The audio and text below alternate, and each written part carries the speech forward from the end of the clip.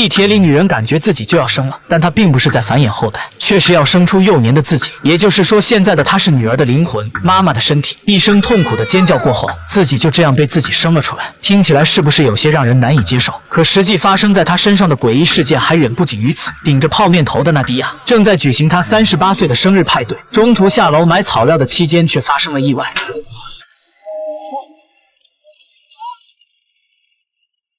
卧槽！他既然没有死，而是回到了派对的洗手间。他认为是更年期产生的幻觉，但发生的一切又是那样的真实。于是他丢下朋友，在公园里思考着刚才发生的事。不知道是什么原因，手里的猫镜突然不见了，随后四处张望，寻找着猫的踪迹。那曾想不小心失去平衡，掉进了池塘。画面一转，他又回到了派对的洗手间。看来这一切并不是幻觉，而是真实存在的。面临重复2次的台词和表情，他明显表现出抗拒和不耐烦。不过眼下他要搞清楚到底是怎么回事，并且想办法避免再一次的死亡轮回。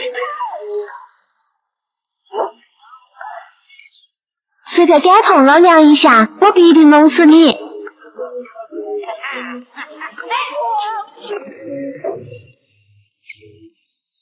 既然走不出派对，那索性就留下来，好好享受这无限循环的38岁生日。天亮后，他突然想到了防火通道，没想到走这里果真没事。可就在他认为一切循环结束了的时候，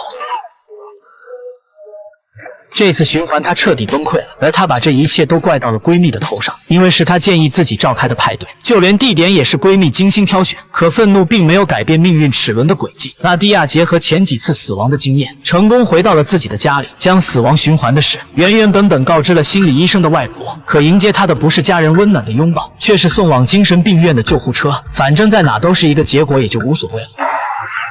结果毫无疑问，他又在同一地点复活。如今面对这一切，他已经习惯了，也不准备做无谓的反抗。可接下来发生的事推动了后续的剧情。电梯突然发生故障，其他乘坐者都拼命的呼救，唯独他和另外一个男人冷静的一动不动。